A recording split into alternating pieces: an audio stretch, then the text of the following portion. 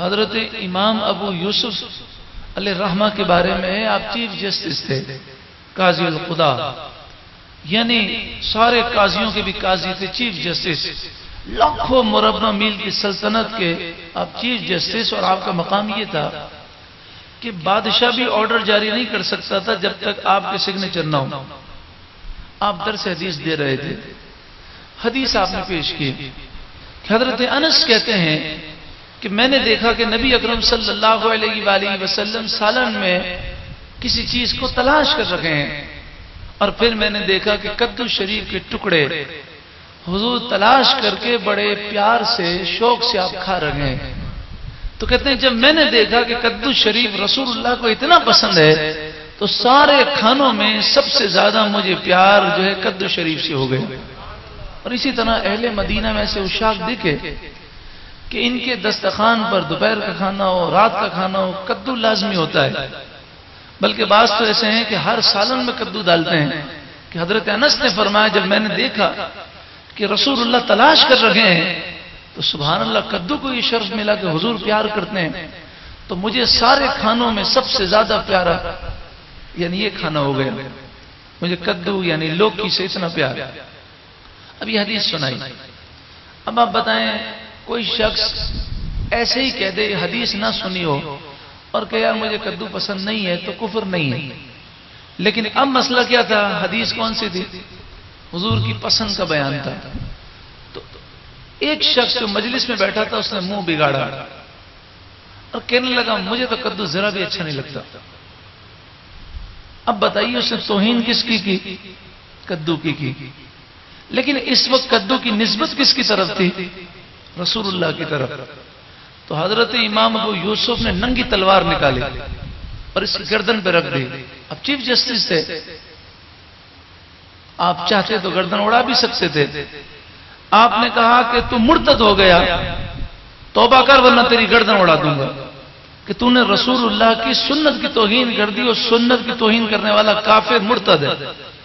تو جو نماز کا مذاق اڑاتے ہیں، جو پردے کا مذاق اڑاتے ہیں، داڑھی شریف کا مذاق اڑاتے ہیں، اس حال میں توبہ کیے بغیر مر گیا تو جس کا خاتمہ کفر پر ہوا وہ کبھی جنت میں نہیں جائے گا، ہمیشہ ہمیشہ جہنم میں جلتا رہے گا۔ مگر ان کا غرور اتنا ہوتا ہے اور دین سے اتنے دور ہوتے ہیں کہ اگر سمجھانے بیٹھیں تو اور کفر برتتے ہیں۔ دعا فرمائے اللہ تعالیٰ ان کو ہدایت نصیب فرمائے۔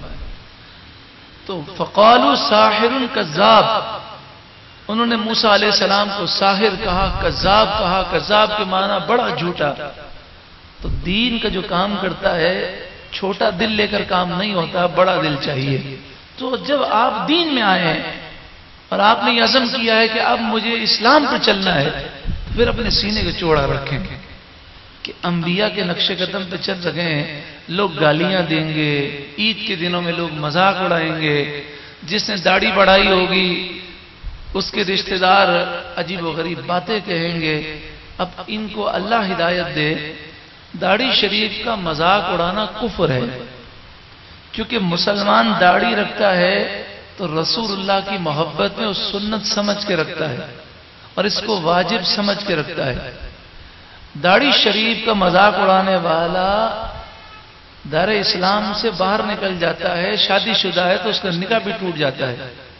اب کیا ہوتا ہے، عید کے دن ہوتے ہیں تو جس نے سچی پکی توبہ کی ہے اس کے تھوڑے تھوڑے بال ہوتے ہیں تو وہ مذاق اڑاتے ہیں اور کہتے ہیں کیا بکرے کی طرح بال رکھے ہوئے ہیں، بڑا منحوس لگ رہا ہے، نعوذ باللہ من ذالک۔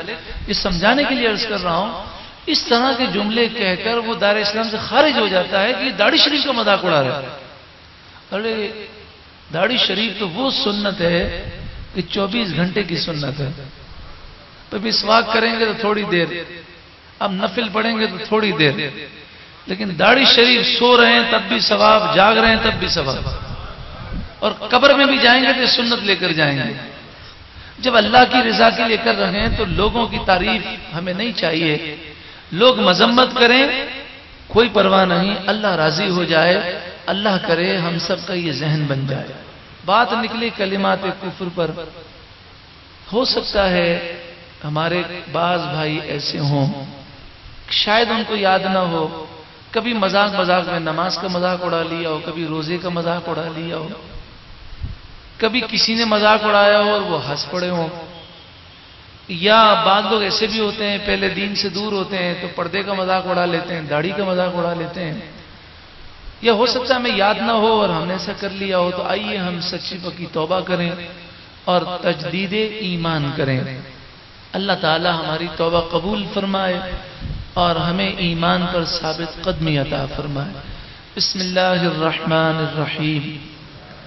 الصلاة والسلام علیک یا سیدی یا رسول اللہ وعلی آلک واصحابک یا سیدی یا حبیب اللہ۔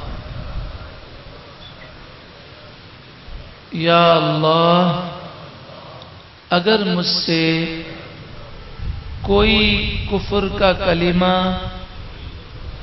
زبان سے نکل گیا ہو، جان بوجھ کر یا انجانے میں، اے اللہ میں نے اس سے توبہ کی اور میں کفر سے بیزار ہوں، میں ایمان لایا، لا الہ الا اللہ محمد الرسول اللہ۔